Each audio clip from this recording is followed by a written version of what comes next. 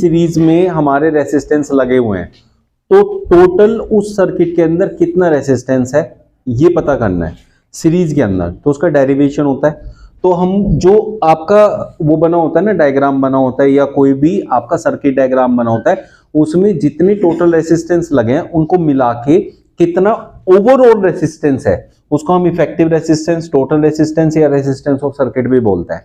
तो आपके सारे के सारे रेसिस्टेंस किस में लगे हैं? सीरीज में। तो उनका टोटल रेसिस्टेंस कितना बनेगा उस सर्किट का, वो करने के लिए हमें जो है यहां पढ़ना पड़ेगा उसका एक डेरिवेशन। और ये डेरिवेशन करने के लिए आएगा तो आप लोग एग्जाम में कैसे करेंगे। मान लिया हमारे पास 3 रेसिस्टेंस हैं, एक ये रहा, दूसरा ये रहा एंड तीसरा ये रहा। ये हमारे पास एक डायग्राम हो गया जिसमें ये एक बैटरी है, ठीक है, ये एक की है जो कि बंद है, यहां से ये अटैच्ड है, ये रेसिस्टेंस 1 है, रेसिस्टेंस 2 है, रेसिस्टेंस 3 है और ये वोल्टेज है V। ठीक है बेटा।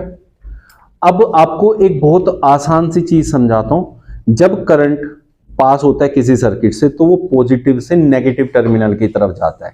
तो करंट कहां से जाना शुरू हुआ? पॉजिटिव से। पॉजिटिव से चला और नेगेटिव की तरफ ऐसे होता हुआ यहां से आ गया।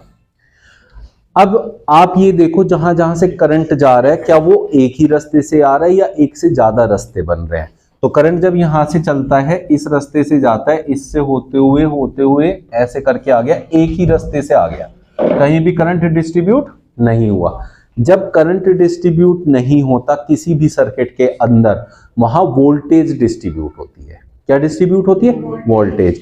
इसका मतलब हमारे पास अगर V वोल्टेज है तो यहां होगा V1, इसको इसमें से V1 मिल गया, यहां होगा V2, इसको V2 मिल गया, और यहां वोल्टेज होगा V3, इसको V3 मिल गया।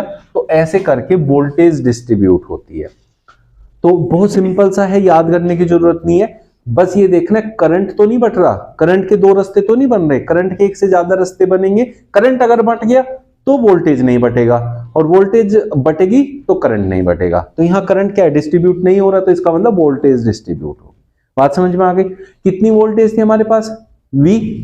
तो V voltage V1 plus V2 plus V3, इन तीनों को मिलके कितनी वोल्टेज थी? V। इस V को ही हमने 3 हिस्सों में डिस्ट्रीब्यूट किया। अगर ये 3 पार्ट्स में डिस्ट्रीब्यूट हुआ है तो यार सिंपल सी बात है ना कि तीनों को मिलके वापस V बन जाएगा। तो V1 plus V2 plus V3 क्या बन जाएगा? V बन जाएगा। बात समझ में आ गई? आपने कोई भी फॉर्मूला याद नहीं रखना V इक्वल्स टू IR से अलग, बस चीजों को समझना है कि ये V है, V को हमने बांट दिया, एक चीज बटेगी, या तो करंट या तो वोल्टेज। या करंट डिस्ट्रीब्यूट होने का कोई वो नहीं बन रहा, तो इसलिए वोल्टेज डिस्ट्रीब्यूट होगी, तो हमने वोल्टेज डिस्ट्रीब्यूट कर दी। जो चीज डिस्ट्रीब्यूट होगी, सर्किट ब्रोकन होगा तो हम बात ही नहीं करेंगे, अभी कंप्लीट सर्किट की, क्लोज सर्किट की बात करेंगे, तभी हम लोग उसको डेरिवेट करेंगे। ठीक है। तो अब बात क्या है बेटा कि V डिस्ट्रीब्यूट हुआ V1 V2 V3 पे, इसलिए V is equals to V1 plus V2 plus V3 लिखेंगे। सिंपल सी बात आ गई। ठीक है। अब हमें पता है कि V इक्वल्स टू होता है IR, तो हम इस V की जगह लिखेंगे IR। अब V1 की जगह क्या लिखेंगे? V1 किसको मिला है? V1 वोल्टेज किसको मिली है? R1 को। तो इनमें फॉर्मूला बनाएंगे। फॉर्मूला क्या होगा? V इक्वल्स टू IR होता है। अब करंट जो यहां से इससे पैदा होगा इस वाली वोल्टेज से, लेट इट बी I, वो I इधर से आएगा तो सब में से I पास होगा, यहां भी I, यहां भी I, यहां भी I, क्योंकि करंट तो डिस्ट्रीब्यूट हो ही नहीं रहा। समझ गए ना बात? तो अब I सेम है, I सेम है, तो अब आप एक बात बताओ, ये क्या है? वोल्टेज क्या है पहले वाले के लिए? V1, और R कितना है? R1। तो V1 कितना हो जाएगा? IR1। V1 कितना हो जाएगा? IR1 प्लस फिर V2 की वैल्यू लिखेंगे। V2 कितना होगा? यहां V2 R2 और I है, तो ये कितना बनेगा? IR2 प्लस V3 कितना बनेगा? IR3। IR जो यहां R है, ये वाला R हम पूरे ओवरऑल रेसिस्टेंस निकाल रहे हैं, इफेक्टिव रेसिस्टेंस या फिर रेसिस्टेंस ऑफ द सर्किट, लेकिन कौन से उसमें, कौन से सीक्वेंस में? सीरीज वाले में। तो इसलिए मैं इसको R सीरीज S लिख देता हूं। यहां से सब में I तो कॉमन ही है, I कॉमन ले लो, क्या बनेगा? R1 plus R2 plus R3, ऐसे चलता जाएगा। जितने रेसिस्टेंस होंगे, चाहो तो आप इसमें इनफाइनाइट रेसिस्टेंस लगा दो, डॉट डॉट करके भी शो कर सकते हैं। ये आई दोनों में सेम है, कट जाएगा। तो रेसिस्टेंस में जो सीरीज में रेसिस्टेंस होता है, इफेक्टिव रेसिस्टेंस या ओवरऑल या टोटल रेसिस्टेंस, वो होता है हमेशा R1 plus R2 plus R3 plus dot dot, कितने भी रेसिस्टेंस हो सीरीज में अगर जुड़े हुए हैं तो सबको डायरेक्टली ऐड कर दो। That will be overall resistance in any circuit when resistance are connected in series. अब हमें डेरिवेशन करना है कि जब हमारे पास रेसिस्टेंस पैरेलल में होते हैं तब हमारा overall resistance of the circuit क्या होता है, ठीक है ना। तो यहां हमारे पास 3 रेसिस्टेंस है, ये तीनों हमारे पैरेलल में लगे। अब बात ये आती है कि आप लोग पहले तो ये पहचानेंगे कैसे कि रेसिस्टेंस पैरेलल में है या सीरीज में। सीरीज में एंड टू एंड जुड़े होते हैं और पैरेलल में ऊपर नीचे रहते हैं, लेकिन वो भी कई बार कंफ्यूजिंग होता है। तो सबसे बढ़िया तरीका होता है कि आप ये देखो करंट कहां से आ रहा है। तो करंट हमेशा पॉजिटिव टर्मिनल से आता है, तो इधर से करंट आएगा, यहां आ गया। यहां आने के बाद अगर करंट के अलग अलग रास्ते होते हैं, अगर करंट डिस्ट्रीब्यूट होता है, उसके पास जाने के एक से ज्यादा रास्ते होते हैं, तो जितने रास्ते बनेंगे वो सब आपस में पैरेलल होंगे। तो यहां से करंट अगर मैं ले जाऊं तो पहला रास्ता मेरा ये बनता है कि नहीं बनता है। दूसरा वो यहां से भी जा सकता है, तीसरा वो इस रास्ते से भी जा सकता है। ये 3 रास्ते बन गए, उसके पास बन गए। तो करंट 3 पार्ट्स में डिवाइड हो जाएगा। बात समझ गए। मान लिया ये करंट हुआ पहले I1 में डिस्ट्रीब्यूट, इधर I2, इधर I3। लेकिन जो ये I1, I2, I3 ये तीनों मिलके क्या हैं, I, क्योंकि I में से निकले हैं तो सब मिलके I के बराबर होंगे। तो इसलिए हम लिखेंगे कि I will be equal to I1 plus I2 plus I3। जब भी कभी करंट डिस्ट्रीब्यूट होता है तो वोल्टेज सेम रहता है, और अगर करंट डिस्ट्रीब्यूट नहीं होता तो फिर वोल्टेज डिस्ट्रीब्यूट होता है। ये बात आपको याद रखनी है किसी भी सर्किट के अंदर। अब यहां क्या डिस्ट्रीब्यूट हो गया, करंट, तो इसका मतलब वोल्टेज डिस्ट्रीब्यूट नहीं होगा। तो जो वोल्टेज इस सर्किट की थी वो ही तीनों रेसिस्टेंस को मिलेगी। तो हम कह सकते हैं सबको V वोल्टेज मिल जाएगी।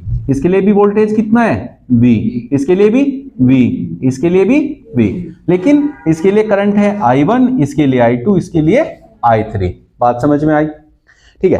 अब जब इसका डेरिवेशन कर रहे होते तो सिंपल सी एक बात है, क्या आपने डिस्ट्रीब्यूट किया उसको लिख दिया I equals to I1 plus I2 plus I3, पहला काम कर दिया।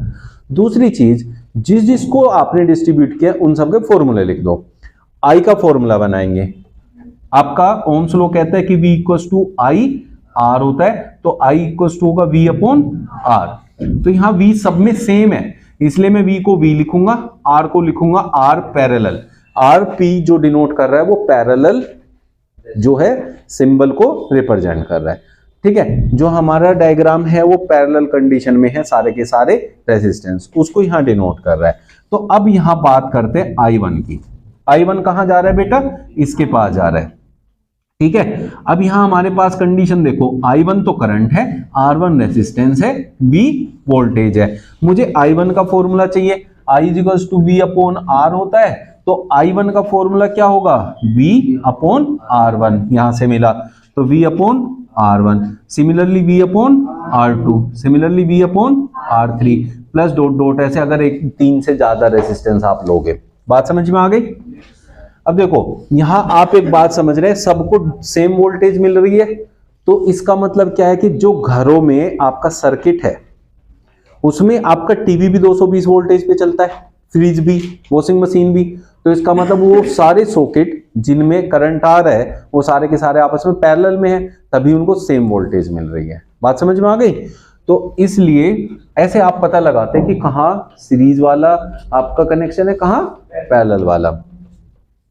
अब यहां V upon R parallel equals to, यहां सब में V सेम है तो V कॉमन ले लूं तो अंदर बनेगा 1 upon R1 plus 1 upon R2 plus 1 upon R3 dot dot dot dot, ऐसे कितने भी हों V से V कैंसिल हो जाएगा, तो 1 upon R parallel equals to 1 upon R1 plus 1 upon R2 plus 1 upon R3।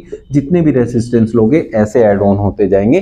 तो ये है आपका रेसिस्टेंस इन पैरेलल का डेरिवेशन।